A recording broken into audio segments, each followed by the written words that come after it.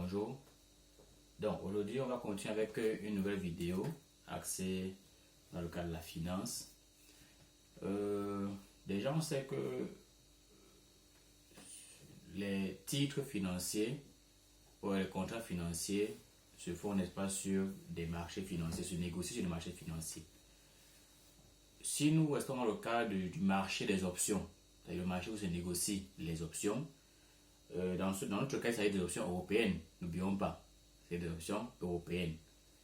Alors, si on prend le cas du call, qui est l'option d'achat, et le cas du put, qui est l'option de vente, il est important de savoir que ces deux types d'options, alors ces deux formes d'options, sont fondamentalement appuyées sur ce qu'on va appeler le payoff. Parce qu'en réalité, mathématiquement, n'est-ce pas, on sait que le prix du call, bon, c'est pas seulement mathématiquement, même dans la théorie, on sait que le prix du call, ou alors le prix du put, c'est une forme de payoff actualisé. C'est-à-dire c'est l'espérance conditionnelle, si on veut tout citer ce qu'il faut, l'espérance conditionnelle du payoff actualisé. Bien sûr actualisé au taux d'intérêt, qui peut être constant ou pas. Mais comme c'est dans le modèle Black School, option européenne, le R est constant. Donc, il est important donc de savoir formaliser le payoff. En réalité, si on veut définir le payoff de façon globale, il s'agit de quoi? Le payoff peut être défini comme étant simplement le rendement ou alors le profit d'une option, c'est-à-dire le rendement, le profit intrinsèque d'une option. Ceci après déduction de la prime d'acquisition. De façon globale, c'est ça. C'est-à-dire que si on veut définir ça mathématiquement, on dira pour le cas d'un call option d'achat, c'est-à-dire contrat, c'est-à-dire quelque chose qui donne le droit d'acheter à un prix.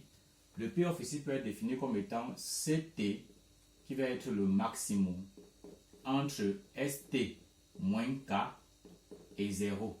Alors que l'option de vente va être le payoff de l'option de vente va être PT qui va être le maximum plutôt entre K moins ST et 0. Mais comme on a dit dans les vidéos précédentes, on va s'appuyer d'abord principalement sur le cas du call parce que c'est plus intuitif. Et si on connaît les propriétés dans le cas du call, on peut en déduire, même mathématiquement, la propriété dans le cas du put. On peut utiliser la relation de parité, par exemple. Donc, si on veut rester seulement au cas du call, le payoff, mathématiquement, va être comme ceci.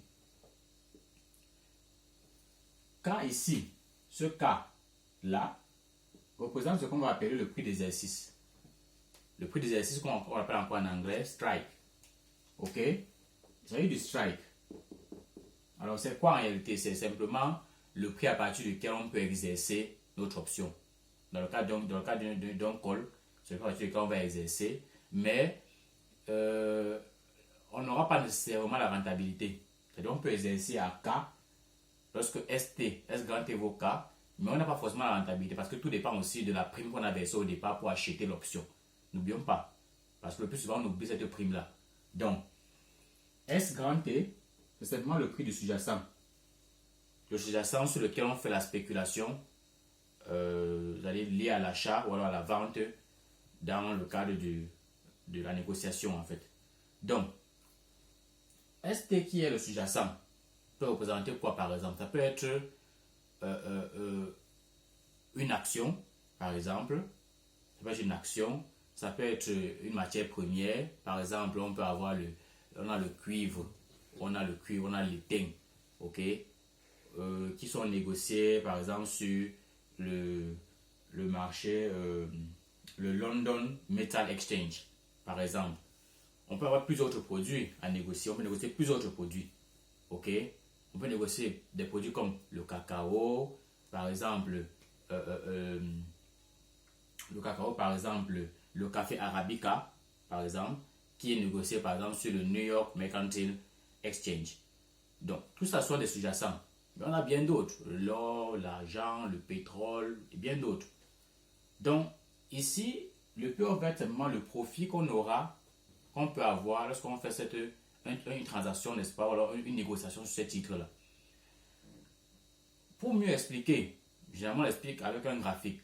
C'est ce qu'on va essayer de faire ici. Pour mieux expliquer, on va essayer de simuler une situation. Ok?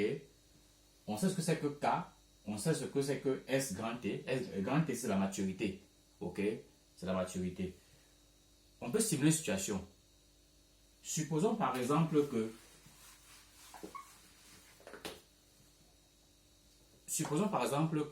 nous soyons, par exemple, propriétaires d'une grosse entreprise de fabrication de câbles électriques industriels, c'est-à-dire à grande échelle.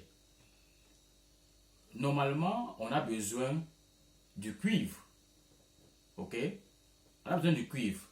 Donc, si on va par exemple sur le London Metal Exchange, ok? Et qu'on décide, on signe un contrat, c'est-à-dire on achète un call. On achète un call,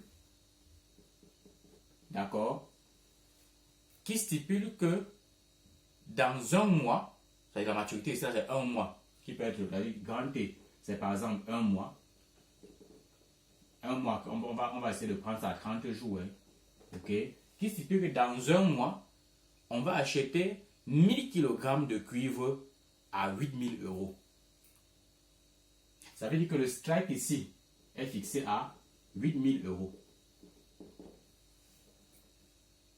C'est ce que dit le contrat. Le contrat dit dans un mois, on va acheter 1000 kg de cuivre à 8000 euros.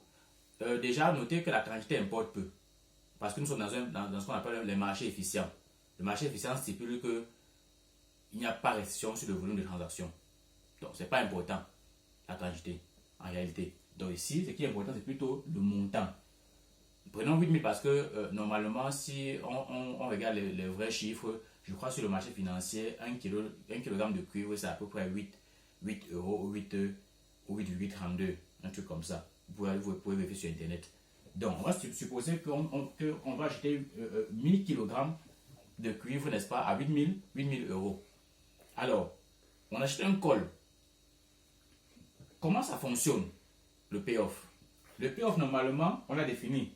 C'est simplement, n'est-ce pas, le maximum entre ST-K et 0. Si, après un mois, parce que déjà, quand on signe le contrat, quand on négocie le call, il y a une prime qu'on verse. Cette prime-là, c'est pour acheter ce call-là. On va appeler ça, cette prime-là, petit p. Supposons que cette prime-là vaut 500 euros. Ok? C'est-à-dire que c'est le montant qu'on a versé au départ, c'est la prime qu'on a versée au départ pour acheter le call. Si après 30 jours, c'est-à-dire à la maturité, les 1000 kg de cuivre valent plutôt 7000 euros. Est-ce qu'on va acheter? Est-ce qu'on va exercer? La réponse est non. La réponse est non parce que si après un mois, ok, le prix de 1000 kg de cuivre c'est 7000 euros, puisque nous on avait dit qu'on devait acheter ça à 8000 euros, et on nous dit que c'est 7000 euros, si on achète, ça veut dire que normalement, il y a 1000 euros de plus qu'on est en train de donner comme ça, pour rien. Vous devez mieux prendre ces 1000 euros et jeter par la fenêtre. Donc ici, on n'exerce pas l'option. On ne va pas exercer l'option d'achat. Parce qu'on avait dit qu'on devait acheter ça à 8000 euros. Mais comme après un mois, c'est plutôt 7000, ça vaut 7000 euros, on n'achète pas. Parce que si on achète, c'est comme si on nous disait, bon voilà, achetez-nous ce marqueur. Ce marqueur, si vous par exemple, c'est pas moi, je dis n'importe quoi, 1 euro. Et que nous on dise, non, c'est 1 euro, mais je peux acheter ça à 2 euros absolument. Mais bon, c'est pas être rationnel. Ok? Donc là, on ne va pas exercer. Par contre, si après un mois, ok? Donc là, dans ce cas-ci, on n'exerce pas. On n'exerce pas ici. On n'exerce pas l'option. Par contre, si après un mois, la valeur des 1000 kg de cuivre est de 9000 euros, attention, là, il faut exercer. Parce que nous, on a signé qu'on devait acheter ça à 8000 euros. Mais le jour J, ça coûte 9000 euros normalement. Mais on a déjà signé le contrat. Et on a même payé le contrat. On a acheté le contrat en disant que le jour là, on veut acheter ça à 8000 euros. Même si ça coûte 10 000 euros, ce n'est pas notre problème ça. On a déjà signé le contrat. Alors comme ça coûte 9000 euros, Mais on avait dit qu'on achète à 8 000 euros. On exerce rapidement notre option et on achète ça à 8 000 euros. Techniquement, ça veut dire qu'on a fait comme. Techniquement, ça renvoie à avoir gagné 1 000 euros. Mais en réalité, les 1 000 euros là n'ont pas dans notre poche. C'est juste qu'on a fait une bonne affaire. Simplement. Ok? On a juste fait une bonne affaire. C'est-à-dire quelque chose qui coûtait par exemple 1 euro. C'est-à-dire qui coûtait par exemple, disons peut-être 5 euros. Je l'ai acheté à 3 euros. J'ai fait une bonne affaire. C'est pas comme si on gagnait les 1 000 euros de surplus dans la poche. Non. On a juste fait une bonne affaire. Mais attention, même jusque-là, on n'a pas encore la rentabilité. On n'a pas encore gagné de l'argent. Pourquoi? Parce que on avait déjà versé 500 euros comme prime. Donc, si à l'échéance, ça vaut 9 000, nous on achète à 8 000, sachant qu'on a versé 500 euros au départ, on n'a pas encore de rentabilité, on n'a pas encore de plus-value. La plus-value va commencer à K plus P. Donc, on va commencer à avoir une plus-value plutôt à prix d'exercice plus prime. C'est là qu'on commence à avoir la plus-value. Donc, si on veut essayer de résumer, lorsque le prix à un mois, après un mois, n'est-ce pas, c'est 7 000. Quand on fait la différence, 7 000 moins 8 000, on trouve moins 1 000. Le max entre moins 1 000 et 0, c'est 0. Donc, notre rentabilité, dans ce cas ici, là, notre rentabilité ici, là, c'est 0. On n'a pas de rentabilité, on n'a pas de profit. Donc, c'est pour ça qu'on n'exerce pas ici. Par contre, si ici, là, on exerce dans ce cas-ci, ok, chose qu'on va faire, le CT sera le max entre 9 000 moins 8 000, c'est-à-dire 1000 et 0. Le max, c'est 1000. Dans ce cas, la rentabilité est de 1000 euros. Là, on exerce. On exerce parce qu'on a une rentabilité. On a fait une bonne affaire. On devait dépenser un peu plus que ça, mais on a dépensé beaucoup moins que ça. Donc, on a fait une bonne affaire. Mais quand est-ce qu'on a donc maintenant la rentabilité réelle, ou alors la plus-value? Voilà comment ça s'explique schématiquement. Schématiquement, on suppose que là, c'est la courbe, c'est en ordonnée là. On a le payoff. Et ici, n'est-ce pas, c'est simplement le sous-jacent. Ok? C'est la valeur du sous-jacent.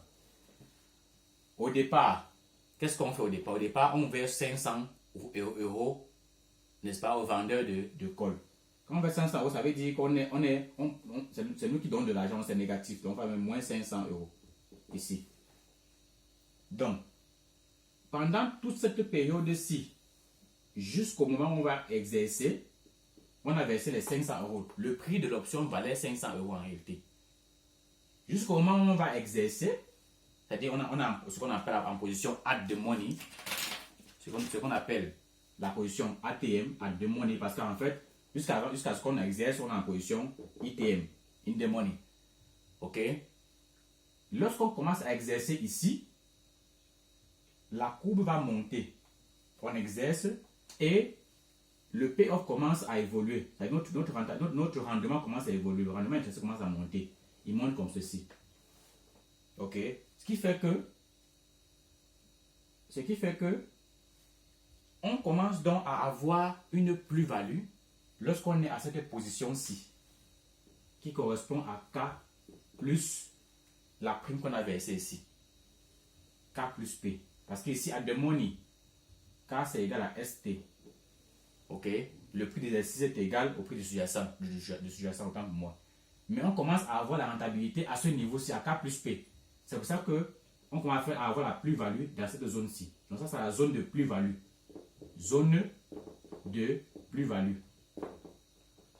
On commence à rentabiliser plutôt ici, à gagner de l'argent plutôt par ici.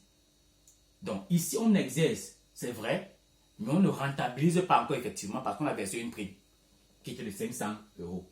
Donc c'est à cette zone qu'on commence à rentabiliser ici. C'est à partir de cette zone qu'on va rentabiliser. Or, remarque, attention, remarque, qu'est-ce que vous remarquez?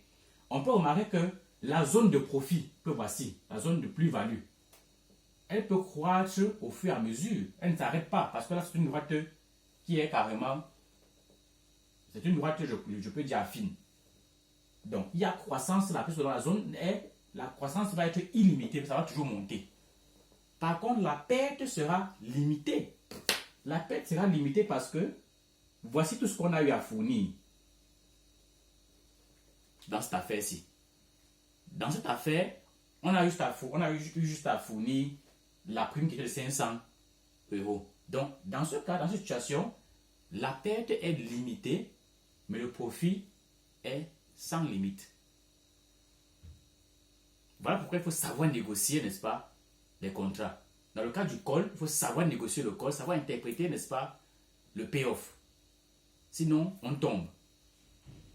Donc, si on reste seulement au niveau du risque lié à la prime versée, c'est un risque, c'est une perte limitée.